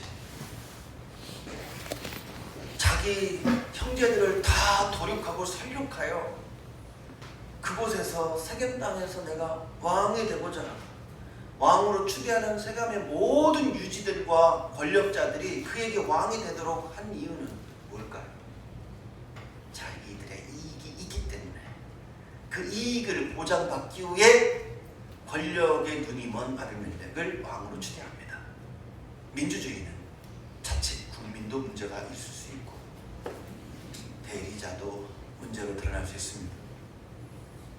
박정희 정권, 전두환 정권, 노태우 정권 계속해서 어마어마한 군세 부담들을 통해서 우리 한국 땅의 경제는 발전시켰지 않냐라고 하는 것은 국민들의 보호, 그거를 이용하여 자신들의 철권 통치를 계속 유지해갔던 지도자들은 권력에 대한 탐심, 경제적 보장과 권력에 대한 탐심이 합작을 일어나요. 유혈 사태의 모습. 권력은 결국 폭력을 낳고 폭력은 희생양을 낳습니다. 누구도 권력을 원하지만 희생은 원하지 않는 이 대한민국 땅에 아비멜렉과 같은 그런 국민들과 국가 지도자가 판을 치고 있는 세상에 우리는 잠시 그들과는 거리가 멀다고 손가락질하는 사이 우리에게 그 권력이 이양이 되온다면 우리는 어떤 모습으로 국회가 아니라 대통령실이 아니라 우리의 가정을 생각해 보아야 할 것입니다. 인생은 그렇습니다. 하나님의 뜻 안에서 준비되지 않으면 늘 세상에서 나의 탐심을 찾으려 하고 내가 제대로 준비되지 않으면 다른 사람들과 조건과 상황을 탓하면서 내가 해결해야 될 문제를 남들에게 전가해버리고 세상에서 빠져버리는 완악함들을 보게 됩니다. 권력자만 욕하지 말고 권력을 각자 수준에서 탐심해 권력자에게 권력을 이행한 우리의 잘못을 생각해 봐야 합니다. 그 누구도 우리는 아비멜렉일 수 있지 요담일 수는 없습니다. 우리에게 그런 권력이 주어진다면 나는 요담처럼 행동하지 못합니다. 나는 감람나무가 아닐 수 있는 확률이 너무나 큽니다. 우리에게 그런 권력이 주어진다면 나는 무화과 나무와 같이 그곳에서 열매를 튀어내는 것으로서의 감사를 고백하지 못합니다. 말씀을 들을 때는 그럴듯하지만 집에 돌아가면 여러분들은 목사의 설교와 거리가 먼 삶을 살 수밖에 없습니다. 이렇듯 죄는 지긋지긋하고 이렇듯 세상은 탐욕스러운 자리입니다. 물질은 우리의 탐욕만큼 외형적으로 표현되어 있습니다. 모든 자동차의 디자인과 건물의 디자인과 우리의 가오 구조의 삶의 시스템은 우리의 먹음직도 하고 보험직도 한 탐욕의 시스템대로 드러나 있습니다. 우리의 탐욕이 그렇습니다. 나보다 긴 차도 마찬가지고 누가 쓸라 테슬라 디자인도 마찬가지입니다.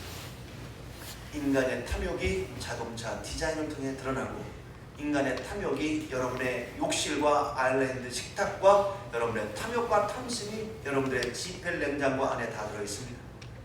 누구도 요담일 수는 없고 누구나 아비멜렉일 수밖에 없습니다.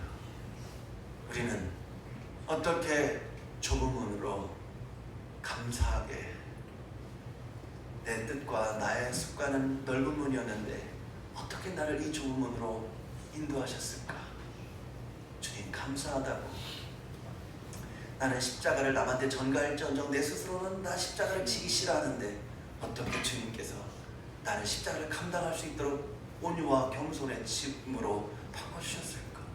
주님 감사하다고. 이런 고백이 이 험난하고 어려운, 누구도 책임지지 않고 책임질 일만 저질러 놓은 이 대한민국 더러운 땅에 그리스도 예수의 복음의 땅으로 변화시킬 수 있는 저와 여러분이 되기를 주님으로 축원합니다. 기도하시겠습니다. 은혜로우신 아버지 하나님, 교회도 망해가고 있고 세상도 망해가고 있음을 그대로 드러나고 있는 이 세상에 오늘 우리는 동일하게 그조차도 되지 못하는 너무나도 완악하고 열악한 우리들을 그래도 주님의 말씀을 들으라, 주님의 뜻을 마지막으로 실현해내라 교회로 불러주셔서 감사를 드립니다. 하나님, 또 우리는 먹고 살기에 급급하고 근심과 또한 걱정으로 이 세상을 어지럽힐 수밖에 없는 먼지 같은 우리들을 이 대강절 둘째 주에 주님의 백성으로 인도하여 주시고 말씀하여 주시니 감사를 드립니다. 주님, 감히 저희들을 좁은 문으로 인도하여 주셔서 그곳에서 좋으신 하나님을 경험하고 좋은 길로 인도하시는 주님의 뜻을 더 깊이 묵상하는 한 주간 승리의 백성 다 되게 하실 줄 믿사옵고 모든 말씀 예수님의 이름으로 기도하옵나이다. 아멘.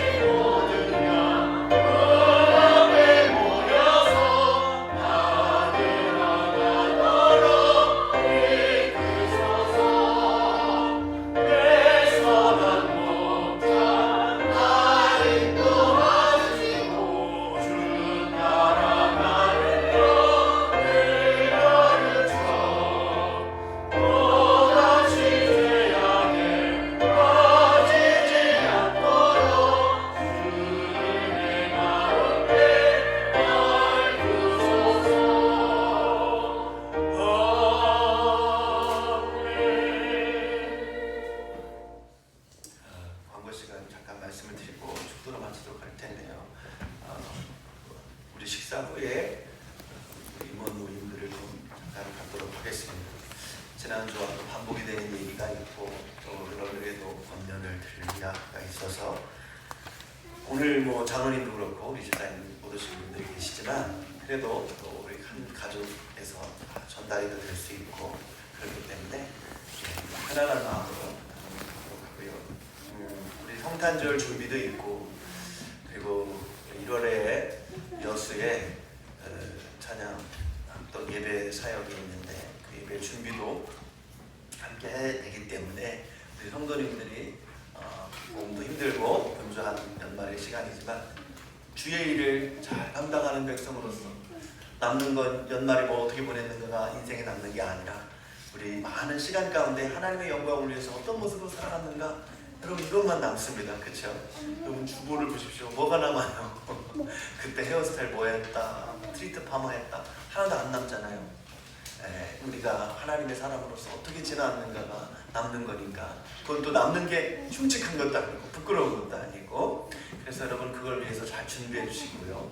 이제 12월 넷째 주에 전 기독병원 찬양 사역도 위해서 여러분 잘 준비해 주시기 바랍니다. 다 같이 일어나셔서 축도로 예배를 마치도록 하겠습니다. 이제는 우리 주 예수 그리스도의 은혜와 하나님 아버지의 넓으신 사랑하심과 성령 하나님의 감화 감동 역사 충만하신 은총이 우리의 인생이 고달프고 힘들고 어렵더라도 남들이 가기 싫어하는 좁은 길, 남들이 가고 싶어하는 넓은 길이 아닌 좁은 문이지만 좋은 길로 날마다 승리하길 원하는 예배 백성들 머리 위에 지금부터 영원까지 함께 하시기를 간절히 바라고 축원하옵나이다. 아멘.